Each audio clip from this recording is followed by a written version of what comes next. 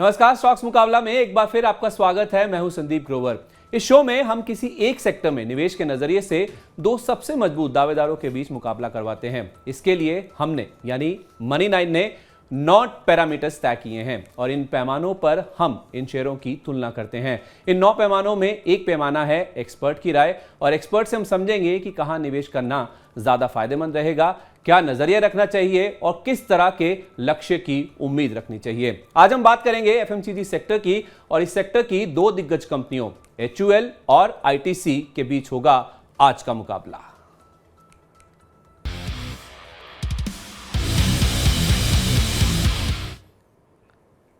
अब आप सोच रहे होंगे कि आखिरकार एफएमसीजी सेक्टर को ही क्यों चुना गया है। एफएमसीजी सेक्टर को आज हमने इसलिए चुना है क्योंकि 80-90 पूरे 100 में हम आपको कई बार ऐसा बताते हैं कि जब आप किसी कंपनी या शेयर का चुनाव करें तो ये जरूर ध्यान में रखें कि कंपनी ग्रोथ वाली इंडस्ट्री का हिस्सा हो, यानी कि साइक्लिकल की बजाय हर समय चलने वाले सेक्टर का हिस्सा हो, जिसमें से एफएमसीजी एक बहुत ही बड़ा और एक महत्वपूर्ण सेक्टर है। चलिए तो एफएमसीजी सेक्टर और एचयूएल आईटीसी को चुनने की वजह समझ में आ गई। अब जरा पैरामीटर्स भी जान लेते हैं, यानी कि वो 9 पैमाने जिसकी बात मैंने करी वो आपके सामने जल्दी जल्दी रख देते हैं कि किन पैमानों पर आज हम एचयूएल और आईटीसी का मुकाबला करेंगे। जो पहला सेगमेंट जो पैमाना हमने तैयार किया है वो है बिजनेस सेगमेंट्स का, यानी कि ये जो दोनों कंपनियां हैं इनफैक्ट ये कॉन्ग्लोमरेट्स है। कॉन्ग्लोमरेट्स का मतलब ये होता है कि ये काफी सारे बिजनेसेस में ऑपरेट करते हैं, यानी कि एक से ज्यादा बिजनेस सेगमेंट्स हैं इनके, जिस वजह से इनको कॉन्ग्लोमरेट्स जाना जाता है। तो बिजनेस सेगमेंट्स हम समझेंगे, साथ ही ये भी जानेंगे कि इन बिजनेस सेगमेंट से इनकी आय का कितना हिस्सा आता है, जो लेटेस्ट क्वार्टर के नंबर्स आए थे। दूसरा पैमाना है ग्रोथ की रणनीति। अब हम इस चीज पे तुलना नहीं करेंगे कि इनका डिस्ट्रीब्यूशन नेटवर्क कैसा है, क्योंकि ये दोनों कंपनियां आप देखें पैन इंडिया ऑपरेट करती हैं, पूरे भारत में इनका कारोबार है। तो उस लिहाज से अब ये आगे अपना कारोबार कैसे बढ़ाएंगी, ग्रोथ की रणनीति क्या है, नेक्स्ट लेवल की स्ट्रैटेजी क्या है, वो हम डिस्कस करेंगे। शेयर होल्डिंग पैटर्न की बात करेंगे जिसमें आपको पता चलेगा प्रमोटर का कितना हिस्सा है, विदेशी निवेशक, संस्थागत निवेशक कितना हिस्सा होल्ड करते हैं। वित्तीय प्रदर्शन की हम बात करेंगे कि फाइनेंशियली ये कैसी कंपनियां कर रही हैं, पिछले कुछ सालों में किस तरह का ट्रैक रिकॉर्ड रहा है इनका, शेयरों ने किस तरह का रिटर्न दिया है, जिससे आपको अंदाजा लगेगा कि आपने अगर निवेश कर रखा था इन शेयरों में तो किस तरह के रिटर्न बनते हुए दिखे हैं। 5 साल में सबसे खराब और सबसे अच्छा इवेंट क्या रहा है एचयूएल और आईटीसी दोनों के लिहाज से, इसकी हम बात करेंगे। ब्रोकर्स की राय भी लेंगे कि ये दोनों शेयर जो हैं ब्रोकर्स किस तरह से इनको आंक रहे हैं, अपसाइड किस तरह की, यानी कि मौजूदा लेवल से किस तरह की और ऊपर जाने की गुंजाइश है, वैल्यूएशन किस तरह के हैं, यानी कि मौजूदा लेवल्स पर जो हो चुका पीछे की बात अब किस तरह के वैल्यूएशंस दिख रहे हैं, और आखिरी में सबसे इंपॉर्टेंट है एक्सपर्ट की राय। एक्सपर्ट से हम समझेंगे कि आखिर इन दोनों में से कौन सा शेयर बेटर है। इन सारे पैमानों की अगर हम तुलना कर लें तो उसके बाद हम विजेता की भी घोषणा करेंगे। पहले सेगमेंट की ओर बढ़ते हैं। अगर हम आईटीसी के पहले सेगमेंट की ओर चलें जो कि बिजनेस सेगमेंट, जैसे हमने आपको बताया, तो आईटीसी के अगर आप बिजनेस सेगमेंट्स की बात करेंगे तो सिगरेट इनका सबसे बड़ा सेगमेंट है, जहां से आप देखेंगे करीब 37% के आसपास का आय का हिस्सा आता है। जब हम ये आय के हिस्से की बात कर रहे हैं तो ये लेटेस्ट क्वार्टर यानी कि जो सितंबर तिमाही के नतीजे आए हैं उसके आधार पर हमने ये आय का हिस्सा निकाला है। इसमें एग्री आप देखेंगे करीब 21% के आसपास कंट्रीब्यूट करता है। पेपर बोर्ड्स, पेपर और पैकेजिंग, यहां पे अगर आप देखेंगे तो करीब 12.25% के आसपास आय का हिस्सा आता है। होटल इनका एक बड़ा हिस्सा है जहां से करीब 3% के आसपास की आय आती है। ये मैं आगे भी आपको बताऊंगा कि आखिर इनके लिए होटल सेगमेंट क्यों इंपॉर्टेंट है। और अन्य सेगमेंट में अगर आप देखें तो करीब 26% के आसपास की इनकी आय अन्य सेगमेंट से आती है। अब आप कहेंगे कि अन्य सेगमेंट्स क्या है जो 26% के आसपास कंट्रीब्यूट करते हैं। इनफैक्ट दूसरा सबसे बड़ा सेगमेंट है इनका। तो अन्य सेगमेंट्स में आप देखेंगे बिस्किट्स, जैसे मॉम्स मैजिक बिस्किट अगर आप खाते हैं तो वो आईटीसी बनाता है। बिंगो अगर आप खाते हैं तो वो भी आप देखेंगे तो आईटीसी बनाता है। फियामा के जो पर्सनल केयर प्रोडक्ट्स आते हैं, जिसमें साबुन भी आते हैं, कुछ बॉडी वॉश भी आते हैं, वो भी आईटीसी के प्रोडक्ट्स हैं। और इनके नूडल्स भी आते हैं जो इसी अन्य कैटेगरी का ही हिस्सा है, जहां से इनकी आय का करीब 26% के आसपास का हिस्सा आता है। अब जरा एचयूएल की ओर बढ़ते हैं और इनके बिजनेस सेगमेंट्स की बात करते हैं। एचयूएल के अगर आप बिजनेस सेगमेंट्स पे नजर डालेंगे तो मुख्य रूप पे आपको 3 ही सेगमेंट्स नजर आएंगे, जिसमें होम केयर है, ब्यूटी एंड पर्सनल केयर है। Beauty and personal care in fact ये वो सेगमेंट है जहां पे लक्स भी आता है। लक्स साबुन अगर आप इस्तेमाल करते हैं तो वो एचयूएल ही बनाता है। होम केयर से करीब 35% आय का हिस्सा, 38% हिस्सा आप देखेंगे ब्यूटी एंड पर्सनल केयर से। फूड एंड रिफ्रेशमेंट से आप देखेंगे 25.5% के आसपास का हिस्सा है। और इनका जो अन्य सेगमेंट है वो काफी छोटा है, 2% के आसपास की आय अगर आप देखेंगे HUL की अन्य सेगमेंट से आती है। तो इससे आपको पता चल जाएगा कि किस तरह के कारोबार में हैं, कितने सेगमेंट्स हैं इनके और किस तरह की आय ये कमाते हैं इन अलग अलग सेगमेंट से। अब जरा दूसरे पैरामीटर की ओर बढ़ते हैं जो कि थोड़ा सा अलग है। इस बार हमने जो ग्रोथ की रणनीति है वो हमने दूसरा पैरामीटर चुना, यानी कि आगे की रणनीति किस तरह की होगी, जो नेक्स्ट लेवल स्ट्रैटेजी है वो किस तरह से ये कंपनियां अपने आप को तैयार कर रही हैं आगे की ग्रोथ के लिए।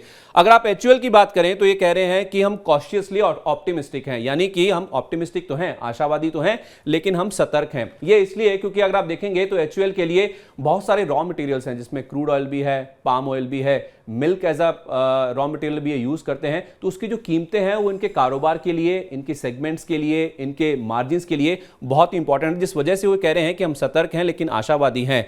HUL की अगर आप बात करेंगे तो ये कह रहे हैं कि हमारे सेगमेंट कारोबार के लिए मल्टीपल ग्रोथ ड्राइवर्स हैं, क्योंकि इनके जो सेगमेंट्स हैं वो कोविड होने के बाद, मैंने आपको होटल सेगमेंट की बात करी थी, होटल सेगमेंट अगर आप देखें तो बहुत तेजी से पिकअप कर रहा है। सिगरेट भी काफी ज्यादा दब गया था कोविड के दौरान, अब वो भी काफी ज्यादा पिकअप कर रहा है। तो उस लिहाज से देखा जाए तो ITC कह रहा है कि हमारे लिए अभी ग्रोथ के लिहाज से देखा जाए तो मल्टीपल ट्रिगर्स, मल्टीपल ड्राइवर्स इनको नजर आते हैं। इनोवेशन पे फोकस करेंगे, R&D के ऊपर का खास तौर पर फोकस रहेगा। और HUL कह रहा है कि हमारा इनोवेशन की इन्होंने भी बात करी, लेकिन साथ ही साथ कह रहे हैं कि पर्पस और इनोवेशन से जो इनके ब्रांड्स पावर होते हैं उससे ये आगे जीत के दिखाएंगे। साथ ही जो ग्रोथ है वो प्राइस लेड होगी, यानी कि पावर के जो प्राइस है उसी के ऊपर इनकी जो ग्रोथ है वो आते हुए दिखेगी। जबकि ITC ये कह रहा है कि हम अपने कॉस्ट ऑप्टिमाइजेशन के ऊपर काम करेंगे, खर्चों को घटाएंगे, उससे हम आगे की जो ग्रोथ है उसके ऊपर फोकस करेंगे। जो फ्यूचर के चैनल्स हैं उसके जरिए लीड करेंगे, ऐसा HUL कहता है। और ITC ने अपना एक सस्टेनेबिलिटी 2.0 मॉडल तैयार किया है पूरा, जिसके जरिए ये कह रहे हैं कि हम भविष्य के लिए तैयार होते हुए दिखेंगे।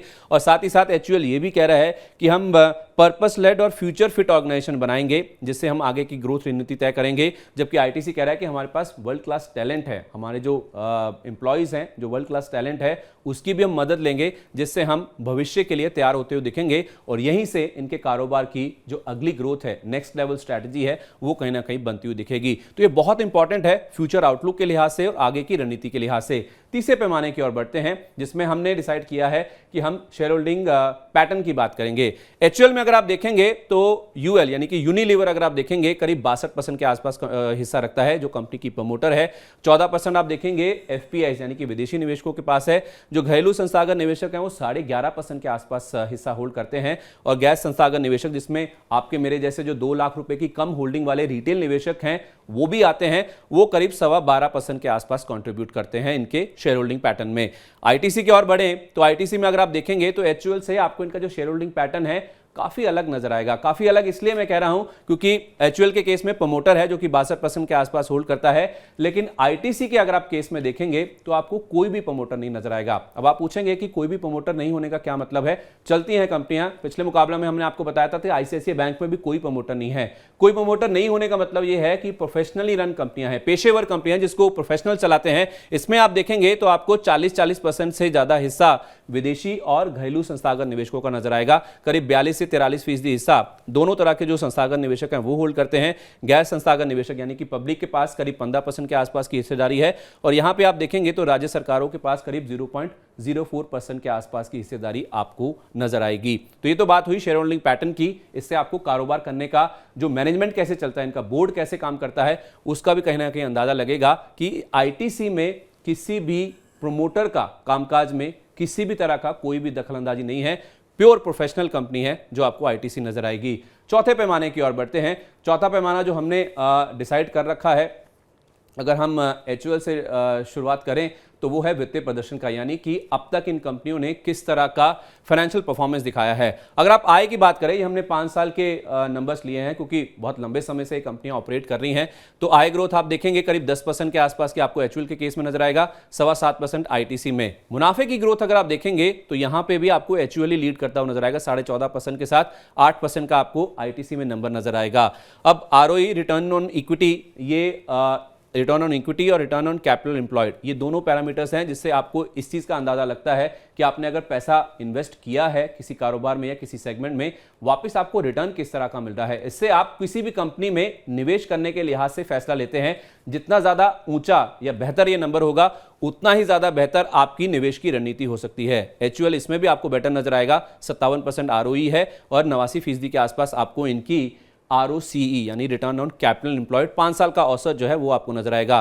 कर्ज की जहां तक बात है, बहुत ही बेहतरीन कंपनियां हैं। HUL के ऊपर तो कोई कर्ज है नहीं। ITC के केस में भी बहुत ही मिनिमल 5.6 करोड़ के आसपास का आपको कर्ज नजर आएगा, जो कि नेग्लिजिबल है, आप इसे छोड़ सकते हैं। डिविडेंड यील्ड एक और फैक्टर है, जो कि जब भी आप निवेश करते हैं तो एक होता है कैपिटल एप्रिसिएशन किस तरह का आपको मिलता है, और दूसरा है कि आपको डिविडेंड, ये दूसरा कमाई का जरिया होता है। HUL के केस में कम है क्योंकि इसका प्राइस काफी ज्यादा है, 2700 रुपए के आसपास का है, 1.5% के आसपास की डिविडेंड यील्ड है। लेकिन ITC में आप देखेंगे पिछले 1 साल में स्टॉक काफी अच्छा चला है, फिर भी आप देखेंगे 3.5% के आसपास की डिविडेंड यील्ड आपको नजर आएगी ITC के केस में, जो कि काफी अट्रैक्टिव समझी जानी चाहिए। मार्केट कैप से आपको अंदाजा लगेगा कि किस तरह का साइज है इन दोनों कंपनियों का। 6.25 लाख करोड़ रुपए के आसपास की मार्केट कैप आपको HUL की नजर आएगी और 4.25 लाख करोड़ रुपए के आसपास ITC। ये आपको साइज का इससे अंदाजा लगेगा कि HUL कितनी बड़ी कंपनी है। इनफैक्ट FMCG सेक्टर में देखें तो HUL सबसे बड़ी कंपनी है। लाइक टू लाइक कंपैरिजन नहीं है उसके हिसाब से, लेकिन फिर भी जब भी FMCG सेक्टर की बात आती है तो ये दो ऐसी कंपनियां हैं जिनको कंपैरिजन के लिए, तुलना के लिए सबसे पहले सोचा जाता है जब FMCG सेक्टर में निवेश की बात आती है। अब जरा रिटर्न के ऊपर भी नजर डाल लीजिए। पिछले 6 महीने में आप देखेंगे तो ITC ने आउट परफॉर्म किया है, 14% का रिटर्न दिया है, और 1 साल में भी आप देखेंगे 50% से ज्यादा का रिटर्न HUL के मुकाबले आप देखेंगे ITC के शेयर में देखने को मिला है।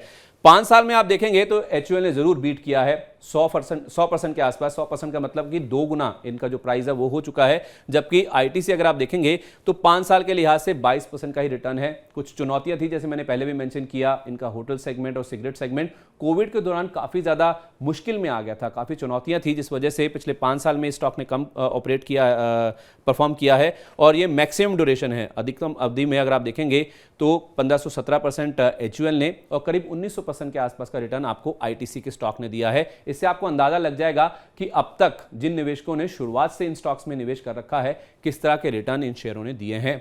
अब इंपॉर्टेंट बात यह है कि 5 साल में सबसे अच्छा और सबसे खराब इवेंट इन स्टॉक्स के लिए क्या रहा है, और इसे जानने के लिए अब हम चलते हैं हमारे एक्सपर्ट के पास। और आज के जो हमारे एक्सपर्ट हैं वो हैं AUM कैपिटल के head of research Rajesh Agarwal ji. Rajesh Agarwal ji हमारे साथ मौजूद ही हैं। सर, बहुत बहुत स्वागत है आज आपका मनी 9 पर। बहुत बहुत धन्यवाद, आज आपने अपना समय दिया हमें मनी 9 पर। शुक्रिया सर। इससे पहले कि मैं आगे बढ़ूं और आपसे ये पूछूं कि निवेश के लिए HUL बेटर है या ITC बेटर है, आपने कुछ पैमाने तो अभी देख ही लिए होंगे अगर आप सुन रहे थे कि किस तरह का रिटर्न इन शेयरों ने दिया है, साथ ही साथ शेयर होल्डिंग पैटर्न किस तरह का है, ग्रोथ के लिहाज से दोनों कंपनियों के जो मैनेजमेंट है वो किस तरह से सोच रहे हैं, किस तरह के बिजनेसेस में ये ऑपरेट करते हैं। मैं आपसे ये जानना चाहता हूं कि पिछले 5 साल में अगर हम HUL और ITC की बात करें तो इनके लिए सबसे खराब और सबसे अच्छा इवेंट क्या रहा है जिन्होंने स्टॉक प्राइस के ऊपर भी इंपैक्ट डाला है। देखिए, HUL में कंसिस्टेंट ग्रोथ दी है। बीच में एक खराब फेज आया था जब बाबा रामदेव वगैरह के कुछ उत्पाद लॉन्च हुए थे, तो लोगों को ऐसे लगने लगा था कि इन कंपनियों के लिए दिक्कत भरा समय होगा। वहां हमने देखा था न केवल HUL में बल्कि दूसरी FMCG जो कंपनियां थी वहां भी थोड़ा दबाव आते हुए, लेकिन आहिस्ता आहिस्ता बाजार ने उसे बचा लिया। इन कंपनियों ने भी आयुर्वेदिक और उस सब सेगमेंट्स में अपने उत्पाद लॉन्च किए, तो उस वजह से मुझे नहीं लगता कि वो बातें पीछे छूट गई है। रेदर कहने का मतलब ये है आगे आने वाले दिनों में डिमांड अच्छी रह रही है, रूरल डिमांड अच्छी बढ़त निकाल के आ रही है। और सबसे अच्छी बात है कि अब जैसे कमोडिटी प्राइस वगैरह कम हो रहे हैं, तो मुझे लगता है कि दोनों में ही अच्छी बढ़त देखने को मिलेगी। और जहाँ तक ITC की बात है, अगर आप देखो तो पिछले 3-4 सालों से इस स्टॉक ने कुछ करके वैसे दिया नहीं था। और सबसे खराब पिछले 5 सालों की बात की जाए तो कोविड रहा, क्योंकि ITC में एक बड़ा सेगमेंट होटल सेगमेंट से आता है, और कोविड की चलते ये चिंताएं बन गई कि होटल सेगमेंट से बहुत तगड़ा इनको झटका लगने वाला है। उस वजह से एक डिप्रेशन देखने को मिला था, लेकिन उसके बाद जो चाल पकड़ी ITC ने वो अच्छी पकड़ी। और इस वक्त भी अगर मैं कहूँ तो अपने जो इसके वैल्यूएशन होने चाहिए उससे बहुत सस्ते में उपलब्ध हैं, बावजूद इसके कि पिछले 1-1.5 साल में अगर मैं गलत नहीं हूँ तो वो करीब 50 से 60% से या उससे भी ज्यादा रिटर्न ये दे चुका है।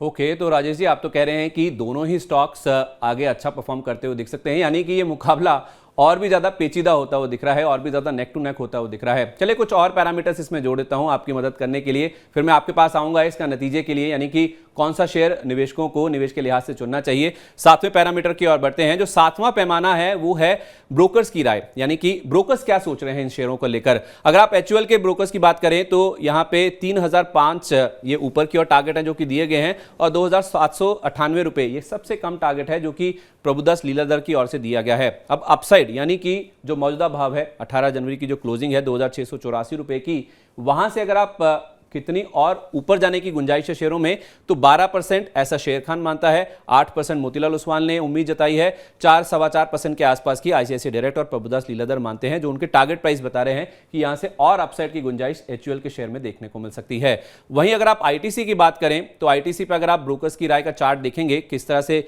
ब्रोकर्स यहां पे अपने लक्ष्य निर्धारित कर रहे हैं। आईसीआईसीआई डायरेक्ट ने सबसे ज्यादा 405 रुपए का लक्ष्य दिया है, और कम से कम भी आप देखेंगे तो 400 रुपए का लक्ष्य है जो कि केआर चौकसी और मोतीलाल ओसवाल की ओर से दिया गया है। तो बहुत ही छोटा एक बैंड है, आपको नजर आएगा 400 से 405 रुपए का, जो कि ब्रोकर्स की ओर से दिया गया है। यानी कि ज्यादातर ब्रोकर्स इसी मत के हैं कि आईटीसी जो कि 335 रुपए के आसपास 18 जनवरी को क्लोज हुआ था, 400 रुपए कम से कम जाता वो दिखेगा। तो उस लिहाज से 19-19.5% से लेके करीब 21% तक की जो अपसाइड है वो आईटीसी के स्टॉक में देखने को मिल सकती है। यानी कि इस पैरामीटर की, इस पैमाने की बात करें तो ब्रोकर्स के राय के हिसाब से देखा जाए तो आईटीसी ब्रोकर्स को ज्यादा पसंद नजर आ रहा है, इस लिहाज से कि अपसाइड की जो गुंजाइश है वो एचयूएल के बनस्पत आईटीसी के स्टॉक में ज्यादा नजर आ रही है। अब जरा ये भी देख लेते हैं कि वैल्यूएशन किस तरह के हैं। आईटीसी में अपसाइड की गुंजाइश तो ज्यादा है, वैल्यूएशन के लिहाज से जैसे मैंने कहा ये क्लोजिंग भाव है आपके सामने, पी यानी कि जो प्राइस टू अर्निंग मल्टीपल होता है उसके लिहाज से देखा जाए तो 65 गुना के आसपास आपको एचयूएल का स्टॉक नजर आएगा, जबकि आईटीसी का स्टॉक, जो कि हमने आपको शेयरों के रिटर्न में दिखाया भी था कि पिछले एक साल में काफी अच्छा रिटर्न इसने दिया है, उसके बावजूद भी आप देखें महज 24 गुना के आसपास ही आपको आईटीसी का स्टॉक नजर आएगा पी मल्टीपल्स के लिहाज से। ईवी बाय बिड्डा एक और पैरामीटर होता है जिसके लिहाज से वैल्यूएशन किया जाता है, शेयरों का मूल्यांकन किया जाता है, उसमें भी अगर आप देखेंगे तो 45 गुना का मल्टीपल आपको एचयूएल के केस में नजर आएगा, और आईटीसी यहां पे भी आपको सस्ता नजर आएगा, 16.25 गुना के आसपास का नंबर आपको आईटीसी के केस में नजर आएगा। तो शायद यही कारण है कि वैल्यूएशन आईटीसी के सस्ते नजर आ रहे हैं, जिस वजह से शायद ब्रोकर्स भी इस चीज को लेकर सुनिश्चित हैं कि यहां से जो अपसाइड की गुंजाइश यानी कि जो ऊपर की और प्रदर्शन है वो आईटीसी के केस में ज्यादा देखने को मिल सकता है। तो राजेश जी, आपने हमें थोड़ा सा कंफ्यूज किया था क्योंकि आप कह रहे थे कि दोनों शेयरों में ही यहां से काफी अच्छी अपसाइड देखने को मिल सकती है, लेकिन अब सर नतीजे का समय आ गया है, आपकी राय की बात आ गई है, तो इस मुकाबले का जो नतीजा है वो इसी बात पर निर्भर करेगा कि आप हमारे दर्शकों को क्या राय देते हैं। तो बताइए सर, इन दोनों स्टॉक्स में से कौन सा शेयर आपको पसंद है, क्योंकि हमने आपको वैल्यूएशन भी बता दिए और ब्रोकर्स की राय भी बता दी जो कि आईटीसी के तरफ ही पूरी तरह से झुकी हुई है। आपका क्या फैसला है सर? देखिए, एक बहुत कठिन चॉइस है क्योंकि दोनों ही बहुत अच्छी कंपनियां हैं कहूंगा तो, और दोनों ने लगातार बाजार में अपनी पकड़ बनाई हुई है। आज हर घर में दोनों के उत्पाद यूज होते हैं, तो ऐसा चूज करना एक बहुत कठिन काम है। लेकिन फिर भी अगर इन्वेस्टमेंट के नजरिए से इस वक्त मुझे चुनना पड़े तो मैं आईटीसी के साथ ही जाना चाहूंगा, क्योंकि जैसा हमने अभी आपने भी बताया कि वैल्यूएशन के लिहाज से अगर देखो तो पी के हिसाब से भी आईटीसी बहुत सस्ता पड़ता है, डिविडेंड यील्ड भी अच्छी बैठ रही है, और इस तिमाही के मार्जिन्स और रेवेन्यू भी हमें लगता है कि बढ़त के साथ आने वाले हैं आईटीसी के। हालांकि एचयूएल के थोड़े से दबाव में रह सकते हैं क्योंकि कमोडिटी प्राइस की वजह से मार्जिन्स में दबाव रह सकता है। रेवेन्यू 14-15% के आसपास बढ़ता हुआ नजर आएगा। इन सब चीजों के बीच में सबसे अच्छी बात यह है कि आईटीसी में एक डिवीजन होटल्स का है, जैसे मैंने थोड़ी देर पहले भी कहा, और वो बहुत अच्छा परफॉर्म कर रहा है इस वक्त। वैल्यूएशन की बात की जाए बहुत सस्ते में उपलब्ध है, डिविडेंड यील्ड भी अच्छी बैठती है। तो मेरे हिसाब से आज की डेट में अगर किसी को निवेश करना हो तो आईटीसी हमारी पहली पसंद रहेगी। आईटीसी आपकी पसंद है, चलिए ठीक है, ये तो बात सही होगी, लेकिन सर हमारे दर्शक इस चीज़ को लेके भी आपसे उम्मीदें लगाए बैठे हैं कि अगर आईटीसी को खरीदना है एचयूएल को छोड़ के तो 1, 3 या 5 साल के नजरिए से टारगेट किस तरह के होने चाहिए, यहां से और अपसाइड की गुंजाइश किस तरह की आपको नजर आती है? मेरे हिसाब से मौजूदा स्तर से आईटीसी में बहुत सारे कॉर्पोरेट एक्शन होने की बातें चलती रहती है। अभी तक आधिकारिक रूप से कोई बयान कंपनी की तरफ से आया नहीं है, लेकिन अगर ऐसा कोई डीमर्जर वगैरह होता है तो बड़े टारगेट्स हो जाएंगे। लेकिन अगर वैसा कुछ नहीं होता है, मौजूदा जो स्थिति है वो बनी रहती है, तो मुझे लगता है कि कम से कम 15 से 18% CAGR की ग्रोथ हम इसमें एक्सपेक्ट कर सकते हैं। शेयर प्राइस की बात कर रहा हूँ। ठीक है, तो शेयर प्राइस के लिहाज से आईटीसी शेयर चुना गया है और उसके साथ साथ सीएजीआर के लिहाज से यानी कि सालाना ग्रोथ के हिसाब से आईटीसी के शेयर में 15 से 18% के आसपास की ग्रोथ देखने को मिल सकती है। राजेश सर, मुकाबला थोड़ा कठिन था, ये चुनाव करना और भी ज़्यादा मुश्किल था, तो उस लिहाज से आज आप हमारे साथ जुड़े। एचयूएल और आईटीसी के बारे में आपने हमें बहुत सारी ऐसी बातें बताई जो शायद हम नहीं जानते थे, और इन दोनों में से कौन सा शेयर चुनना है वो बताने के लिए और आज हमारे साथ जुड़ने के लिए, अपना समय निकालने के लिए बहुत बहुत धन्यवाद सर।